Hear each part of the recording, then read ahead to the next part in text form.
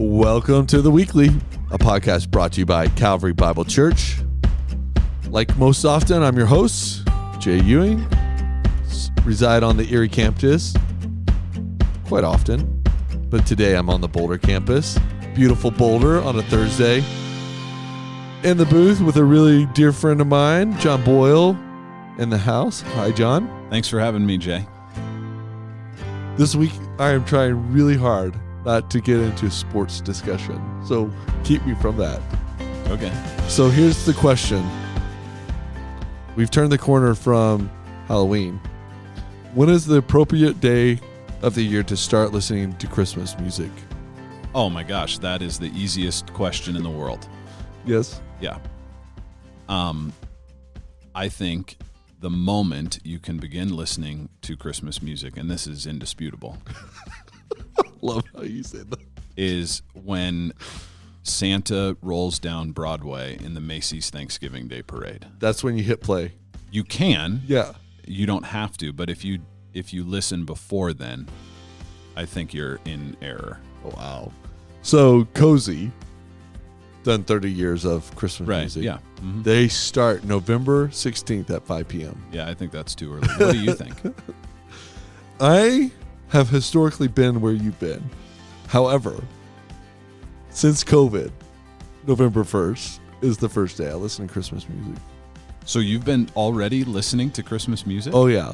In fact, on the way to school, my daughter she's done the math to our Christmas playlist. We have to listen to 2 songs a day to get through every song in the playlist. This was her idea. Wow. This was really her idea and her thinking about the implications. So we have to listen to 2 songs for the Ewing Christmas playlist. You drive your children to school? Yep. I do. It's super fun. Why don't you walk them? Because our school is further than a walk. Define further than a walk. Oh, it's like 15 minutes to get to their school. A 15-minute walk? No, drive. Oh, okay. So it's about a 25-minute bike ride. Okay. So you could ride your bicycles and still you could listen to more songs that way if you did that. Yes, while the snow's on the ground, we could. Yeah. There was no snow this morning on the ground. Do you walk your kids to school? Yeah. Every one of them to the high school? No. McKenna and Cooper handle it themselves. Right. But Beckett, that is a every gift. morning. That is a gift to slow down like I that. may have driven him on Monday when it was freezing. Yeah. But that's the first time this year. Well, very cool. Finding out something about it. So you're Santa has to be coming down Yeah. Yeah. That's a wonderful day. You have to have rules. And Yeah. I don't know. Otherwise, you're just inventing it. Yeah, totally. Yeah. Yeah. That's fun. I'd be interested to hear from the Calvary faithful who listen to the Weekly, now who watch on the Weekly. Now, that's a good segue, by the way, to telling everyone who listens to the podcast, we are now on YouTube pretty consistently. That means we've done it twice in a row. Yeah, you've made some changes here. This is a lot different. You're in the booth now with us on the Boulder campus. And we would love in the comments on YouTube if you would say when you think it's appropriate to listen to Christmas music. Well, there is a right answer. Much like Revelation is. There's right answers in Revelation, right? Maybe. Okay, but before we get any further, do us a huge solid. You can always go to calvarybible.com, click on your neck of the woods that you reside, what campus. We have some wonderful campuses out here in beautiful Colorado. Click on your campus, click on events, find out how to stay connected here at Calvary or how to get connected here at Calvary. We love to get you connected. So many great things happening this fall here at Calvary, including some fun things that are very specific to our campuses because we have very unique campuses that are very similar as well. That's right? very descriptive, Jay. Yeah, man. But go to calvarybible.com. That'd be awesome today. Also, hit that like button if you're on YouTube. It helps us. And you can always leave a 5-star and only a 5-star review on the podcast, which one of my life group guys sent me one. He did. He was appalled at how much we talk about football, which others have complained about that before. However, he wanted us to talk about the Rugby World Cup, Oh, yeah. which just concluded this last Saturday. Mm-hmm. And I have watched some highlights of rugby Good for you. because he's in my life group and he's from England. You're a nice friend. And I want to connect with him. Yeah. My boys play rugby. They do? Yeah. That's really strange. I was going to say strange. It is strange. And as an American, it is very strange. I should say that. Why would that be strange? Because it hasn't been a typical American youth sport. Yeah. But that's really cool. Do they play, is it like touch? Like where you, once you get touched, you have to stop? Or how does that work? No, at a certain age they can tackle. So both of them are old enough now that they can tackle. Wow. Yeah. I actually didn't know this about your family. Really? Yeah. We've never talked about that? No, we never talked about it. Cooper's rugby season wrapped up like 2 weeks ago. Now, why rugby? We have a good friend that lives in our neighborhood who played rugby and coaches our local rugby club. And he, a few years ago, was like, you should have the boys play rugby. And Cooper and Becca were like, that sounds awesome. So they started doing it, and they really enjoy it. That's really cool. Yeah, it's cool. That's really cool. I had to learn about the sport, too, because Yeah. it was unfamiliar to me. But it's fun. As a fan of rugby, what's your favorite thing about the sport that like you're like, this is really fun? The community around the game of rugby is really amazing. And there's just cool people who have played it and who really want to see the game grow, especially here in the United States.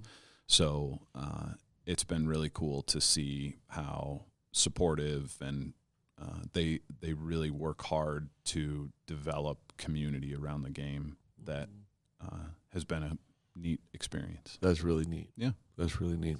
Very cool. All right.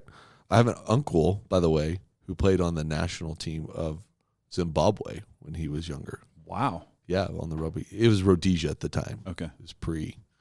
Yeah, but he played on the national team. You have it in your blood. You should I know. be more engaged around the game. You know, you're sort of inspired me, actually. I wonder if Jacob would actually play rugby. Yeah. And how fun it would be It's to fun. watch. All right. So we are in Revelation. Mm-hmm. Speaking of strange things. What, as a man who's preached through chapter 12, as you're preparing for chapter 12, what's some of the hardest sort of lessons you learn as you like prepare, get ready, try to be clear? What are some of those hard lessons of Revelation? You're just like, man, I sort of forgot this, or I have to remember this. Do you mean specifically about chapter 12 or generally the about book, the book? Generally about the book. Yeah, well, I think one of the challenging things about Revelation is how filled with symbolism and imagery it is, and how that can be confusing to our 21st century mind, where we have a different understanding of what some of that symbolism means today and what it may have meant to a first century audience that originally received this vision from John. And so that's difficult, sorting through what all of that means and how it's meant to be interpreted and how it might have meant something specific to a first century audience and how it still is applicable to us today. So I think that's one of the more challenging things about this style of book in the Bible is sorting through that. It's not like a gospel story narrative that was events that happened that may be different because it's from the first century, but we can relate to it and understand it, and it makes a little more sense to us. Yeah, that's very true. It's interesting, as I've even talked to so many people, I was caught off guard how many people have actually never read the book. Yeah. They read parts of it, maybe. They read headlines of the book. Right.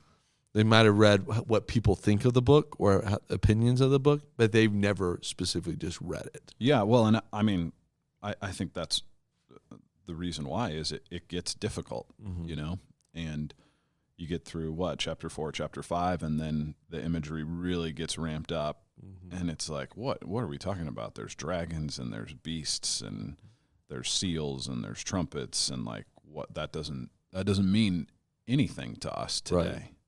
And so it takes work, but I think we keep coming back to what it opens with, that blessed is the one who reads the words of this prophecy. Like that God intended it for us. Right. It is a part of the Bible for a reason. It's really important. It's all about Jesus and his return and how we can live today in preparation for it in the difficult realities of the world that we face. But what I love about it is that it's like a window that opens up for us the unseen realities of what's happening behind the scenes in the spiritual realm that has impact in our world today. Yeah, that's really good, John. So, one of the things I've thought about was, since most of us haven't read it, or read only sections, it feels like the book of Revelation needs to be read over and over again before you even start to put the pieces together. Does that make sense? And that can be really daunting. You're like, why would I have to read this over and over again? But it's also a really great reminder that Scripture in different seasons and in different places requires that of us. You know what I mean? It's just part of the Christian faith for us to reread these things over and over again. Yeah.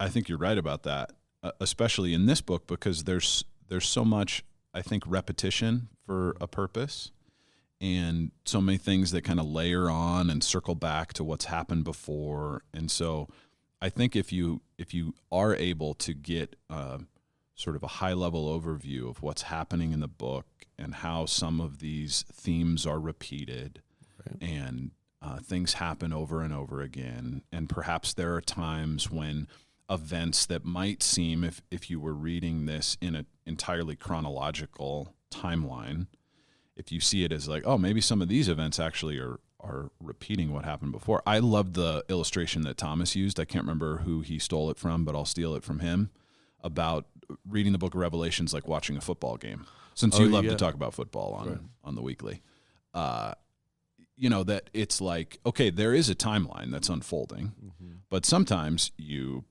really slow the action down and get a really close up on a play that's happening. And sometimes that play is repeated over and over and over again from different angles, because you're trying to see, was his knee down? Did the ball cross the line? Was it a fumble? And you see it from all these different perspectives. Right. And then the drama sort of unfolds again. And there is an end point. And the end point is that Jesus returns. Right. And we are with him forever, and the new heavens and the new earth. But I thought that was a helpful way to think about the book. I thought about that a lot as well when he said that, and I was like, what would be another analogy? But that's a cultural analogy that really fits, because we've all, no matter if you're not a fan, you've watched a Super Bowl, and that takes place at a Super Bowl. That takes place in the background. And then I felt like I should watch some football so that I was more well-versed around the book of Revelation. Okay, so we're in chapter 12. And chapter 12 is a very unique chapter. It has some unique characters that might be unfamiliar. Mm-hmm. I love asking this question. What's more biblically accurate? A donkey in the nativity scene or a red dragon? And that comes out in Revelation 12. Why? Why would there be a red dragon at the nativity scene? Well, there's a very strange story that unfolds in Revelation 12. I keep using that word, and I mean, Revelation is fitting for that word. And it's about a woman who's about to give birth, and a dragon who is on the scene. Yeah. And there's so much that commentators over the lifetime of the church have commented on these verses. They're as relating to the birth of Jesus. As the birth of Jesus. Mm-hmm. Now, you can get into, there's so many different views of the woman and who she is. Mm-hmm. I think more accurately, it sort of tells us somewhat of who she is by the things around her. So for those who aren't familiar with Revelation 12, what is happening? What is unfolding? Yeah, well, I think it's helpful actually to talk about, there are three main characters in Revelation 12, a woman, a red dragon, and a male child. A male child, yep. John tells us specifically that the woman and the dragon are both symbols. Mm-hmm. He uses the word sign, like verse 1 of Revelation 12. A great sign appeared in heaven, a woman clothed with the sun, and then it describes what she looked like. Right. And then similarly with the dragon in verse 3, another sign appeared in heaven, behold, a great red dragon. So that's a key word in verse 1 and 3, sign, symbol, image, picture. Right. There is not a literal red dragon. Right. And this is not a literal woman, Right. which I think sort of disqualifies one perspective that maybe she's Mary or Eve. Right. You know, she's not meant to be an actual woman. She's meant to be a sign. And I think you can tell based on what she's wearing. Clothed with the sun, the moon under her feet, and on her head a crown of 12 stars. Yeah. Which seems to be a reference to the dream that Joseph had. Yeah. In Genesis 37? Yeah, that's right. You know, he dreams this dream that the sun, which means his father, Jacob or Israel, and his mother, Rachel, is the moon. His dad's the sun, his mom's the moon, and then there's 11 other stars. He was one of 12 brothers. And all of them are bowing down to him. Which gets him in trouble. Yeah, because he tells his family. He tells his brothers, I'm going to rule over you. They're like, you're the youngest. So they sell him into slavery in Egypt. And then say he got murdered. Right. Yeah. And then by a miraculous work of God, he actually does become one of the most important leaders, most powerful men in Egypt, and his brothers have to come because there's a famine, and they have to bow at his feet. They don't even recognize who he is. But that's sort of like one of the origin stories of the nation of Israel. You know, this is when it's still just a very small family. It's before they've even gone into captivity in Egypt. And so this, you know, in John's mind, again, this is like first century context. He's a Jew. He would have seen this image, and it would have reminded him of that story from Genesis. Right. And that woman is probably symbolic of Israel, God's people. Yeah, which makes sense because if it's a symbol, there's some implications for not just a woman, but more importantly, a nation and what is happening with this nation and why the red dragon is trying to destroy this nation. Yeah. And so who's the red dragon then? Yeah, well, John tells us in, I think it's verse 9. Yeah. The great red dragon was thrown down, that ancient serpent who is called the devil and Satan. So the dragon's a sign of the devil, Satan, and the devil and Satan is not a sign or a symbol. Right? You know, the devil is a real creature. Yep. And has real impact in the world. And I think that's what's so helpful and practical about Revelation 12 is it describes this conflict between God's people, Israel, this dragon, the devil, who hates the male child, who is not a sign or a symbol, but is obviously the Son of God, right? Jesus. And so it just describes the battle that goes on between the devil and the people of God.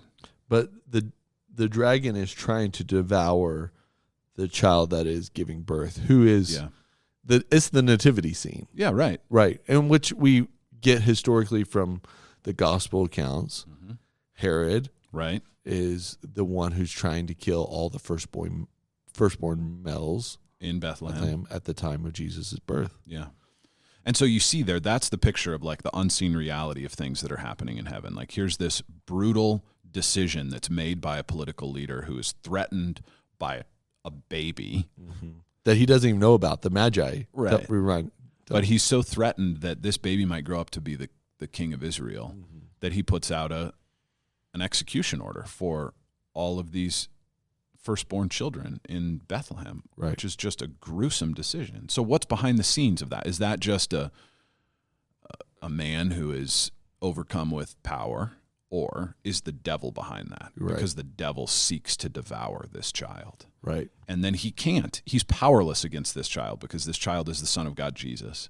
And he is, the text says, taken up to the throne of heaven. Yep. Verse 5, the woman gives birth to a male child, one who is to rule all the nations with a rod of iron, but her child was caught up to God and to his throne, which is like the fastest summary of the life of Jesus. Yeah. He's born and then he's caught up to God in heaven. Right. In the cosmic reality, it's a very short time period. That's right.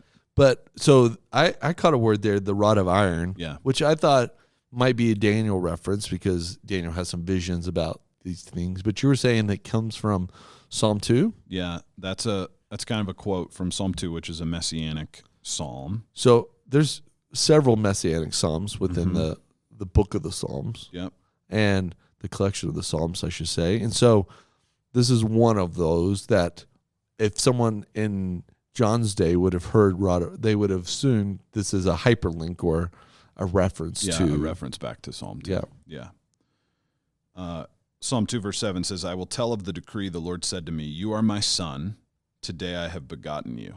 Ask of me, and I will make the nations your heritage and the ends of the earth your possession. You shall break them or rule them with a rod of iron and dash them in pieces like a potter's vessel. So the rod is like a shepherd's crook. Right.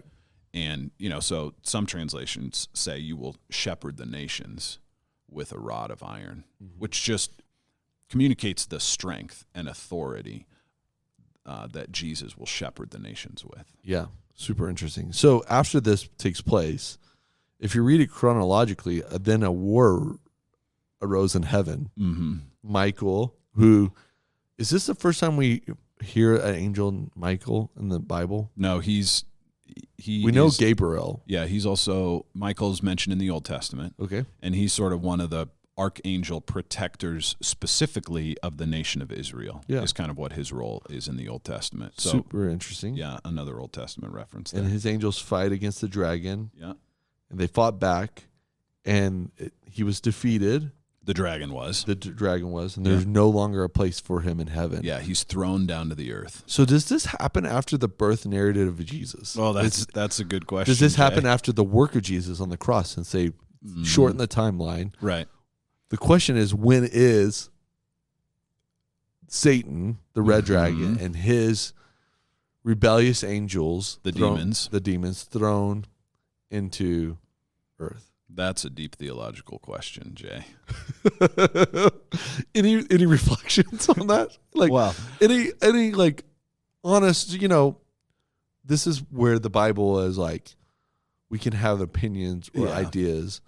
They're not gospel. You know what I mean? Like, right. You have to have loosely held, I think, in some of these things on the timeline. I do think chapter 12, it's possible it's one of the, going back to Thomas's example of like a replay. Yeah. It's actually possible there are like 3 scenes that replay the original action that happens in the first 7 verses, right? 6 verses.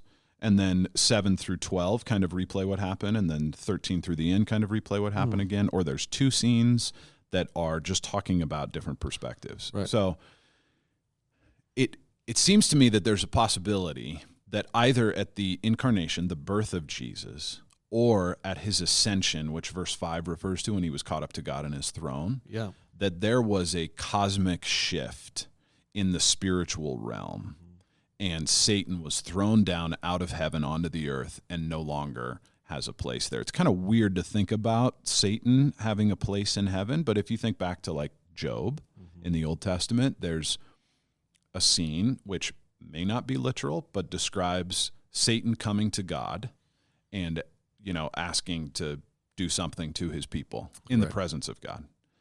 There is also this experience with Peter where Jesus says to him, hey, Satan has demanded to sift you like wheat, right before Peter denies Jesus, which maybe lends itself to the idea that Satan is cast out of heaven following the ascension of Jesus. I think there clearly was a fundamental shift, and Satan experienced some kind of defeat that will ultimately culminate in the return of Jesus in the end of time, but was decided when Jesus rose from the dead. Yeah. That was a total shift. Which goes back to Genesis 3, where God himself says he will crush you with his heel. Right. The ancient serpent that's referred to here in 12 is a reference, to Genesis 3. When you strike his heel, he'll crush you. He will bruise your heel. Yeah, bruise your heel. Yeah, and you will bruise his head. Yeah. And that he's talking to Eve, again, who there's some question here is the woman Eve? I don't think she is, but I think there is that reference back to what happens there where the devil enters in and disrupts God's good and perfect creation by tempting people and lying to them, which is what he does. Revelation 12 describes him as a deceiver. That's who he's always been. Mm-hmm. He lied to Eve and to Adam. Right. Got them to think that, did God really say this? And then there was this battle between humanity and the devil, and ultimately the greatest human who has ever lived, who is Jesus. Right. And that's who Satan is really doing battle against, but he's been defeated. Yeah. He's been thrown down out of heaven. And even though there's still a battle, and still the reality of Satan's influence in the world, it is limited. It's under the control of God. And ultimately, Jesus will be victorious. So in verse 12, it says his time is short. Right. Which, if you think 2,000 years, that's pretty long in my view. But in the cosmic reality, once again, that's very time. That's a short time. Yeah. So what's the point of chapter 12 then? Like if you're going to, you have these characters, you have these images and signs and symbols, you have this cosmic battle. What's the point for the New Testament church of the 7 churches that are reading this for the first time? Yeah. What's the point? Well, I think the overarching point of chapter 12 is the overarching point of the book of Revelation, and that is that Jesus is on the throne. Right. And he is our ultimate emperor, ultimate king, ultimate leader, and he will consummate his kingdom at some point in the future at a time that's only known to God, and he will bring the ultimate reign and rule of God to everything, to the earth, to the new heavens, and every knee will bow. That's so good. I think that's the ultimate point. Right. I think there is also a very helpful practical point for the people of God to just be aware that there is a devil. Right. In the language of Revelation 12, a dragon who seeks to devour God's people because he is a deceiver and a liar. And there is in him the explanation for why terrible things happen in the world, because he has some sort of purview and power over what happens down here on the earth. John uses the term, the dragon was thrown down. He's down here on the earth, thrown down like 6 or 7 times in Revelation 12. Like he's cast out of heaven, and now he's down here. Like, Peter says he's prowling around like a roaring lion seeking someone to devour. He is the prince and the power of the air. That's, Satan has impact in what's happening here, and I think it's important for us. It's not something we talk about. We don't like to talk about it. It's important for us as believers to recognize there is an adversary that we have that is opposed to us. Right. And we have to be aware of his tactics and how deceitful he is and the subtle ways that he does his dirty work down here. And also some of the more terrible ways. Yeah. And like violent. Through kings and nations. And absolutely. Through horrific events. And I think it makes sense of what's happening in the world. I told this story during my message this week, but I was with someone last week, and the topic of the war in Israel came up. And they said to me, I just can't believe that kind of thing is still happening in 2023. Like, I thought we were better than that. I thought humans were past this. It's just really disappointing. And I think if we don't have the perspective that there is a devil who impacts events in the world and influences people and influences governments and politicians and leaders, I think the world's a very disorienting place to live. Yeah. But if we recognize that evil is real and it's not a problem that can simply be solved by education or laws or the evolution of the human species, a civil society, right? Technology, it's a reality. Yeah, and that doesn't excuse it. It doesn't make it okay. It doesn't mean that we just say, "Oh well, There's nothing we can do about that. Like all those things, I think God gives us dominion over the earth to try to bring justice to places and bring mercy to people who have experienced violence. I'm not saying that's okay. All those things should be condemned. But, Jesus said, don't be alarmed when there's wars or rumors of wars or, these are birth pains. Yeah. Like these things must happen and then the end will come. Yeah. And in this world, you will have tribulation or trouble or challenges or pain or sorrow. Like you can't be caught off guard by that and think, why is this happening? Right. I just, Yeah. So you concluded your message, and Thomas, in similar fashion, and so did Tom, about some hopefulness we have because of this. That's right. And, for Thomas, it was the blood of the Lamb. Yeah. We're conquerors because of the blood of the Lamb by their testimonies, and that they loved not their lives even unto death. Yeah. Which is super important for the early church to remember, especially those who are being probably, some were even in the hands of Satan in some ways, and that they stay faithful. And it's important for us even too, that goes back to Revelation 5. That's when the blood of the Lamb is talked about. It's one of the most important images of Jesus you can have, especially when reading Revelation. But blood of the Lamb conquers all this. Right. Conquers the dragon. It says it in 12 as well. Yeah. Conquers death. Yeah. And I described the blood of the Lamb and the words of our testimony as like the two weapons that Jesus has equipped us with that have already won the war. Right. Like that's the perspective we have to remember. Satan has been defeated. Now he's still doing things. Yes. But there's no question about the victory. Right. And Jesus has equipped us because of his work. First, by the blood of the Lamb. Right. So his wounds have impact for us. And when we are experiencing whatever it is, deception, temptation, violence, sorrow, trauma because of the outgrowth of evil, we have to remember that Jesus died for us and that his wounds have healed us. And so therefore there is now no condemnation for those who are in Christ Jesus. Right. The adversary, the devil, can lob all sorts of accusations against us, and they don't stand. It's like, I'm sure Jacob has the little Nerf gun darts. Yeah.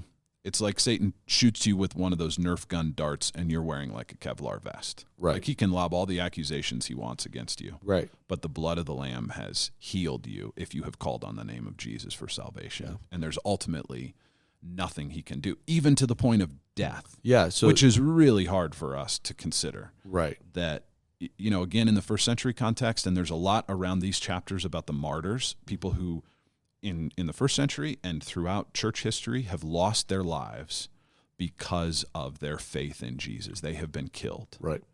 And the ultimate hope that we have is we could lose our life, but we would not lose our salvation because of the blood of the Lamb. That's right. And then the second one is testimony. Our witness. Yeah.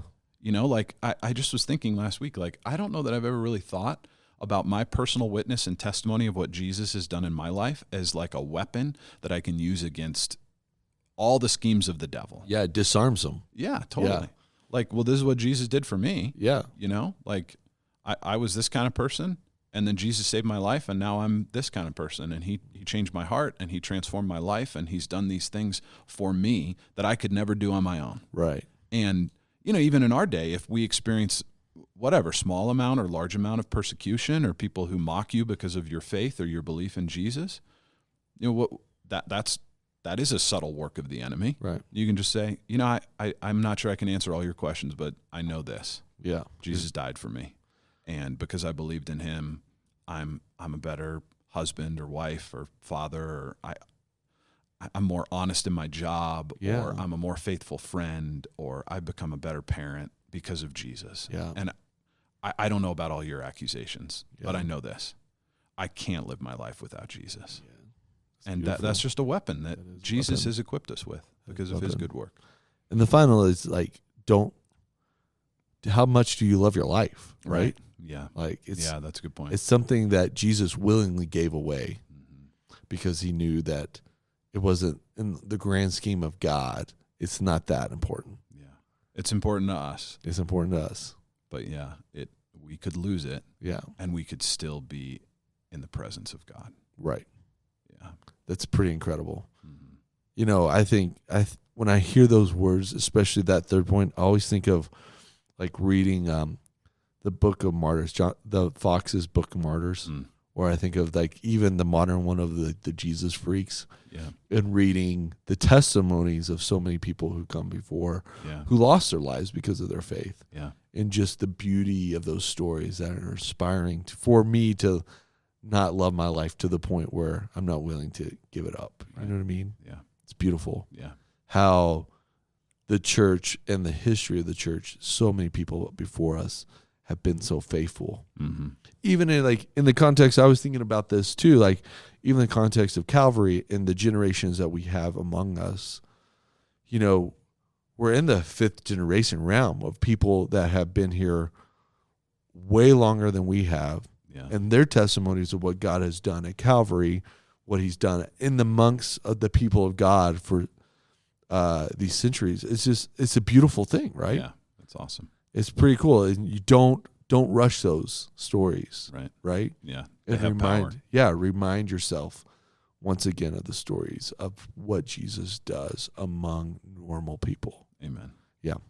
Well, John, thanks for debriefing Revelation 12. Thanks for having me, Jay. I thought maybe the weekly had been canceled because you hadn't asked me on for a while, or maybe I was not a successful participant. Don't ever say that. You know, the reason why the weekly exists is for so many years at Calvary, I would come in the week after y'all preached, and we would have these wonderful conversations. And I was like, people at Calvary need to hear these conversations because they're the real meat of like how we're living out our lives, right? Yeah. And so I'm so thankful that people listen, people comment, people pray, people come on to help us at Calvary stay faithful to this great story we live in. Well, thanks for doing it, Jay, and pushing all of these buttons. Yeah, man.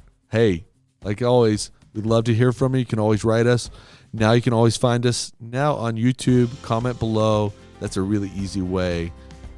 And always, if you run into John this week, next week, and you found something super fascinating, or you need to rebuttal him, say, I listened to the weekly. All right, Calvary, we love you. Most importantly, go Buffs.